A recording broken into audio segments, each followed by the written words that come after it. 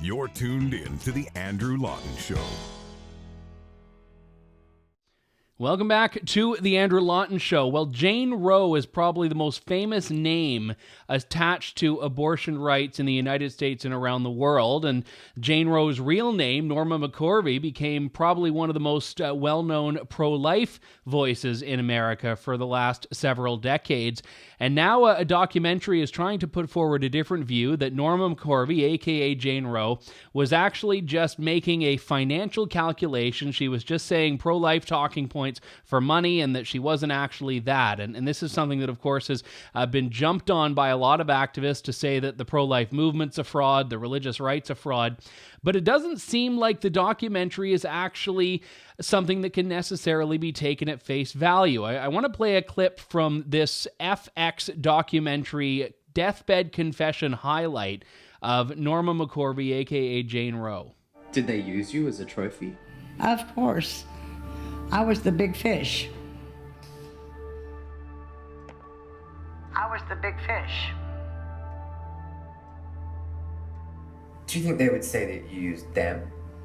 Well, I think it was a mutual thing. You know, I took their money and they put me out in front of the cameras and told me what to say, and that's what I'd say. Wow. I took their money and they put me out in front of the cameras and told me what to say. That's what I'd say.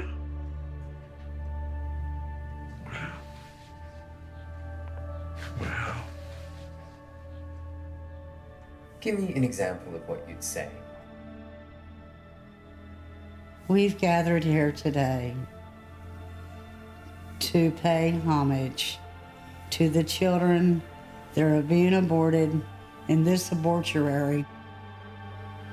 We're doing this because abortion is wrong. And I, as the former Jane Roe of Roe versus Wade, do regret signing the affidavit for the pro-abortion camps. And that was probably about it. It was all an act? Yeah. I did it well, too. I am a good actress. Of course, I'm not acting now. So she says there she's a good actress, but she's not acting now when she says that this was all essentially just a big sham. Jonathon Van Maren, pro-life activist, author, publisher, and editor of The Bridgehead, has said that the documentary is painting a picture that isn't necessarily accurate. People that were very close to Norma McCorvey right up until her last day alive, she passed away in 2017, tell a very different story, and their voices are not included in the documentary. He's written two great pieces on this, one in Christianity Today and another in The American Conservative, both tackling different aspects of this. Jonathon, good to have you back on the show. Thanks for coming on today. Yeah, thanks for having me, Andrew.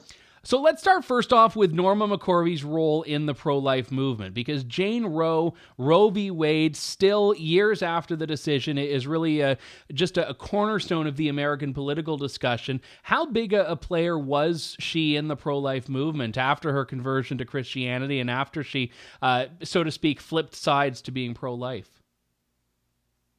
Well, she was. I think one of the reasons her story is so potent is that she was a symbol. So she came out actually in 1994 and wrote a book called I Am Roe. And that book detailed her role in the Roe v. Wade case, which, as most of your listeners and viewers will know, got passed down on January 22, 1973. And at this point, when this book got published, she and her then lesbian partner, Connie Gonzalez, were actually working at an abortion clinic. And Operation Rescue moved next door to the abortion clinic, and the head of Operation Rescue at the time was a man named Flip Benham. He was a pastor, a former alcoholic, and he befriended her while she was on her smoke breaks. And eventually, through those conversations, she became pro-life. She came over to his side of the question. And then the big famous switch was when she was baptized in his backyard pool, and that baptism was broadcast for national television. And only 3 years after her book, I Am Roe, she wrote a second book called One by Love, which was sort of the addendum to her original memoir about how Jane Roe had switched sides. And so she was very well known. I remember as a kid reading her book, and Norma McCorvey was Jane Roe to a lot of pro-life people, because Roe v. Wade is still the decision driving almost all of American politics. You could make the case that Roe v. Wade is the reason Donald Trump got elected. When you look at those final few moments that she had alive, one of the conversations she had was with a spiritual mentor and a friend of hers who, in your view and in your telling in your columns here, said that she was still the same person she always was. There was no flip back to being pro-choice, if you will.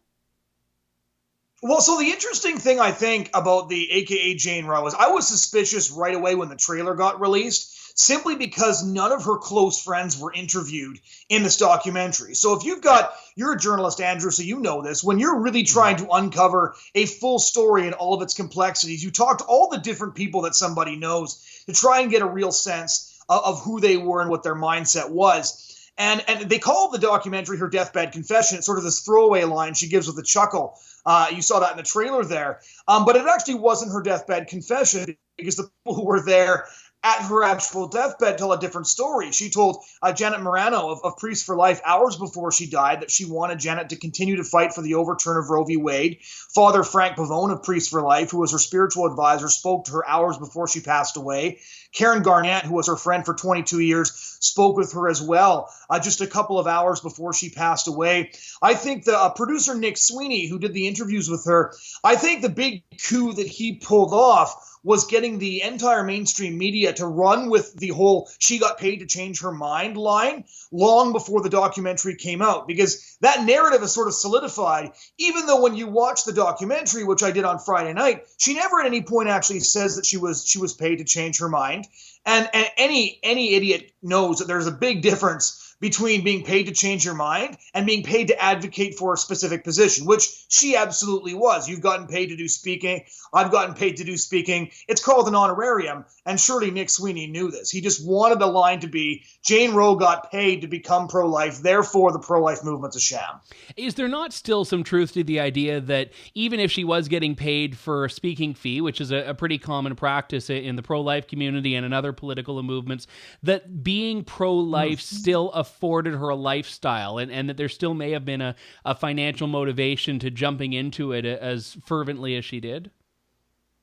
Well, so that's sort of the interesting thing. Not really. If you look at what their evidence was, when they said that he had found all of these documents that proven she'd gotten paid off, right? The number that was quoted in the Daily Beast and the LA Times was roughly $430,000 over 22 years. Which, by the way, over that period of time is not a huge sum of money.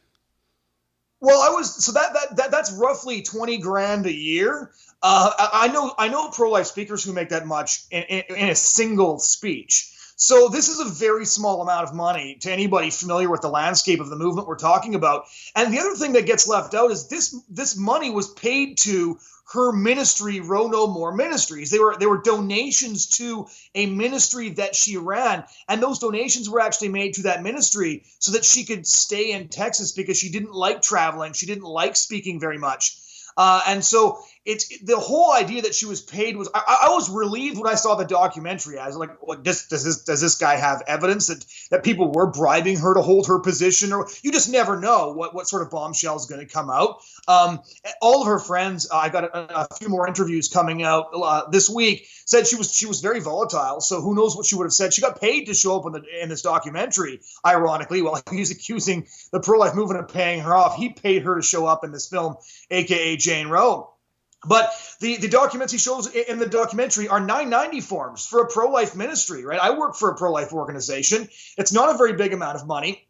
And if we're going to start calling donations to a pro-life nonprofit bribing, then anybody who works for a pro-life organization is being bribed to hold that position. So all of that was just a total nothing burger. She wasn't paid very much. She wasn't paid very often. And what she got paid was very low compared to what other pro-life speakers get. The final point I'll make on that is, can you imagine what documentary they would have made if they said the pro-life movement exploited Norma McCorvey because they had her give all of these speeches and they didn't even give her an honorarium, right? He was going to have a narrative that she got exploited regardless of whether she got paid or she didn't get paid. That whole side of things is kind of a joke once you see the film.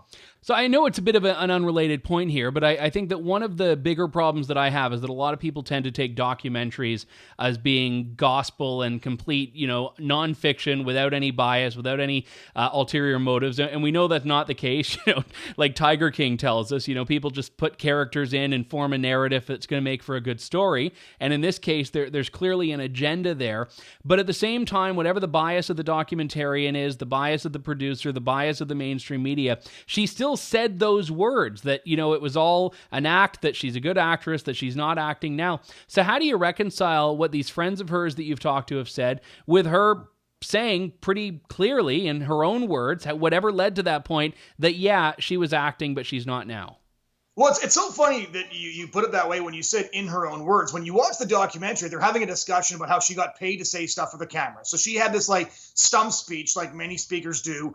And of course, hers was, I was Roe, I am Roe no more. That was sort of her stump speech. And she was talking about how they would put her out in front of the cameras and she'd get paid to speak. And then the documentary filmmaker actually asks her, would it be fair to say it was all an act? And she says yes, in reference to her speaking in front of the cameras. I know pro-life speakers who have been getting the same speech for 20 years, right? They're not speaking with the same passion infused in their voice. It's all Dale Carnegie at that point. And it's interesting that that was in her own words. Those words were literally put into her mouth. Is it fair to say it was all an act? And then she said, yes, I'm a great actress, but I'm not acting now, and then kind of laughs. There's a bunch of instances in which these quotes are sort of pulled out of context. So she wasn't saying I faked my conversion, I've been acting all this time. She said I was acting when I was in front of the cameras, which many people are. But there's a quote towards the end of the film as well where they play a clip from a former pro-life activist turned pro-choicer, Rob Schenck, where he says, I think that we kind of used her. Rob Schenk's former friends say he speaks only for himself. And then they put a quote from Norma right in the middle where she says, these guys are all assholes. And they think, God sent them to save the world. But you're not actually told who she's referring to. You're not actually told what the question is. So you don't even know which people she thinks are assholes because, yeah, there were people in the pro-life movement that she absolutely thought were terrible. There were people that she really couldn't stand. And then there were the people that she wanted to speak with hours before she passed. So all of the major quotes are kind of presented almost totally without context. At the end of the documentary, for example, she's shown hating Donald Trump and saying she hopes Hillary wins. I talked to several of her friends, and none of them are surprised. They said, look, a lot of pro-lifers were ambivalent about Trump, and a lot of people said he's the kind of guy who gets women abortions. I wrote that I wrote that in 2016 prior to the election. Even the quote where they say, where she says, and pardon my language, you can bleep me if you need to, but just quote directly that if a woman has an abortion, it's no skin off my ass. You're not given any context. You don't know what the question was asked. And one of the reasons that makes me suspicious as to what the question was, because she could just be describing what is simply true. Like, look, I've got 2 kids. Why do I care about this issue? It's not going to be my kids who are aborted. It's other people's. Why am I still passionate about this issue, right? Is the fact that he didn't give you the questions and you didn't give the context. If there was more there, it would have shown up in the film. But I really do think his biggest coup was getting 3 or 4 quotes to define the narrative of the whole film. When in a 2-hour film, there's maybe 15 minutes of new material. Most of it's just old interviews and old footage. Yeah, that's actually a really interesting point. And the one thing I would also add to that is that it's telling that sometimes you see the question and other times you don't. And there's always, I think, a question that a viewer has to inject into that, which is, why are you not showing us in this particular case? Why are you showing us a short response, whereas at this other point you showed us a longer response? And that's where that grain of salt or 10-gallon barrels of salt need to be deployed here. I guess what I would ask is what her motivation would have been for participating in this, because you've said that she wasn't a fan of the traveling and the speaking and whatnot. So why, if she was in her dying years, would she go down this road regardless of whether or not she knew the agenda of the film or the documentary? Well, so there's a couple of answers to that question, and I'll give you a little bit of a scoop here in a minute. So one, she did all sorts of media requests, and she usually asked for money in exchange, especially towards the end of her life. Despite the claims of massive bribes, she didn't have a whole lot of money, and she was taken in for over a year by a kindly pro-life lady in Dallas when she just needed a place to stay. She texted back and forth with Father Frank Pavone, who released those text messages when Nick Sweeney showed up and she was doing the documentary, where she said, I'm doing some interviews for a documentary hoping to make a few bucks. She actually said that she was doing it for money. What hasn't been reported on yet, and I got this from her friend Karen Garnett, who was quoted in both of the articles that I wrote that you referred to, she mentioned that by the time Nick Sweeney showed up on the scene, she'd been in and out of the hospital already 11 times. She was in extremely poor health, and the doctor told her lungs were black and hardened, that she could not smoke cigarettes or it could kill her. She was already on oxygen at this point. And what Karen Garnett told me in an on-the-record interview is that Nick Sweeney would take her out and give her cigarettes. She was dying for a smoke. She would be messaging her friends, like, can you at least get me an electronic cigarette? She was a lifelong heavy smoker from a very young age. And this producer was giving her cigarettes, even though the doctor said it could kill her. So she said she wanted to make some bucks. So I don't know what the amount that exchanged hands was, but that's one motivation. Two, she says almost in the first 50 minutes of the documentary, she said, I really like attention and I'm good at getting it. Right. So that was another motivation for wanting to do the documentary. And he obviously had an agenda. The first thing I did when I found out about this film coming out is I Googled to find out what his previous film projects had been. One of them was Transgender Kid Camp. The other one was Born in the Wrong Body. Another one was on sex dolls. And then there was a third one, I believe, also on an LGBT-related issue. So he was obviously coming to this with a motivation right off the bat. And also it's just, again, important to recognize the context of when he showed up. Now, just as an addendum, she does have a biographer, Josh Prager, who's been working on a book on her for ages, and did say that she was very conflicted about some things towards the end of her life. She did feel that there were some pro-lifers who exploited her, which two of her friends told me as well, and I quote them in my Christianity Today article. But he said that she did say some interesting things that she struggled with about the abortion issue. That will come out in his book in 2021. But if there is a bombshell there, if there were some things she struggled with, Nick Sweeney didn't get it, and it didn't show up in the documentary. So if there is a real scoop about something that she thought towards the end of her life that she shared with nobody, Josh Prager got that story, and we'll be learning about that next year. Nick Sweeney didn't get it. The documentary was really a well-edited nothing burger. Let me ask you about her reliability as a spokesperson, because this was actually a point that came out in the documentary about how she wasn't the perfect spokesperson for the pro-choice movement. She didn't have all of the check boxes that they would have loved to have had. And I'd say the same is probably true on the pro-life side. I mean, had she not been Jane Roe, I don't think there would have been much of a role that she could have played. Now, admittedly, that's a big if, but if she hadn't been, I mean, that was her role, is that chapter of her life where she was Jane Roe. And it doesn't sound like she didn't go through, and you acknowledged this, her life without a lot of struggles right up until the end. Yeah. Well, so just to give you a little bit of context, right, by the age of 22, she had been sexually abused by a relative. She'd been beaten by her husband and then divorced. She married him at the age of 16. She'd been pregnant out of wedlock 3 times. She'd also done a 5-year stint in reform school in Texas, where she had also been sexually abused. By age 22, she was a deeply hurting and a deeply broken person in many ways. People like that generally don't make reliable spokespeople. And in fact, the reason the pro-choice movement didn't want her as a spokesperson, this is where you can't really blame them, is that one of her major interviews that got arranged, she admitted that she lied when she said the pregnancy that formed the basis of the Roe case was through rape. And they felt that confirmed that she was very volatile, that it made them look like they'd been lying all along, when of course they claimed that they hadn't been lying, that that's the story Norma McCorvey had told them. It's interesting you bring up her reliability, because 3 separate people, without having communicated with each other, that I interviewed back to back, all said the biggest reason you know that Rob Schenck in this film, he was the former pro-life fellow, was full of it, and that the narrative was wrong, is that you couldn't coach Norma McCorvey to say anything. They actually said it while laughing. They said, you know what, if we could have coached her to say certain things and to stick to her stump speech, we would have. But when you invited Norma McCorvey to show up and you handed her a mic, she was going to say what Norma felt like saying. When she went on TV, she was going to say exactly what she felt like saying. And to give you a prime example, one of the first times she went on TV after her pro-life conversion, she hadn't really thought all of the details through yet. They asked her if she was okay with abortion in the case of rape, and she said she was. She didn't even fully understand the pro-life position at that point. She was just expressing what she had to say. So if she was this sort of groomed and coached speaker, she would not have been going on TV and saying, actually, I support abortion in these particular circumstances. So Her friends were pretty upfront and basically said, like, look, if we could have coached her, we would have, but nobody could coach Norma. Norma was Norma, and you took what you could get. She liked to have drinks. She smoked like a chimney. And everybody said that her sense of humor was just uproarious, but also extremely irreverent. She really did not fit the mold of, a Christian inspirational speaker. You know the type that I'm talking about, right? They're sort of squeaky clean. They have no pictures on Facebook of them having a beer. That was not Norma McCorvey. She was who she was, take it or leave it. And the pro-life movement left it, and the pro-life movement loved her for who she was. I'm assuming the timing of this is to coincide with the upcoming election, cast conservatives and the religious right and the pro-life movement in a bad light. But the fact is, we're talking about 3.5 years after this woman passed away. No ability for her to respond to it. And that's almost by design, you can tell. Well, it's 100% by design. Like, look, it's no accident that FX Hulu is the one that released this documentary.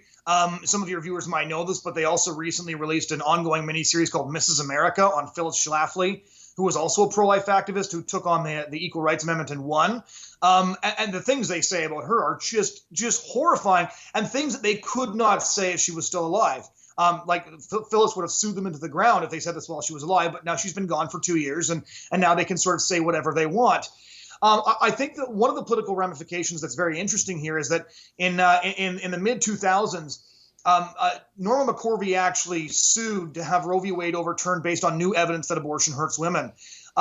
Evidence in her deposition in her Supreme Court filing is actually being used right now in another pro-life case that's winding its way up to the Supreme Court. So there is some suspicion that this documentary, if you can undermine Norma McCorvey's sincerity, then you can undermine the evidence that is still currently in play in a very important pro-life case, the same way that FX Hulu released a series trying to claim all sorts of horrifying things about Phyllis Schlafly, like she was a racist, et cetera, just as the Equal Rights Amendment is on the Biden platform. The issues that Jane Roe, Norma McCorvey, Phyllis Schlafly, the issues that they were involved in, their lives revolved around, are very much in play, in some cases back in play. And yeah, I think that these documentaries are getting this much traction because they're still considered to be politically relevant in the moment. It's not just a trip through, the 1990s pro-life movement and all the craziness of Operation Rescue. No, it's about the here and now in a big way. Jonathon Van Maren, author of The Culture War, publisher of The Bridgehead. Always a pleasure, sir. Thanks for coming on. Thanks a lot, Andrew. Thanks for listening to The Andrew Lawton Show. Support the program by donating to True North at www.tnc.news.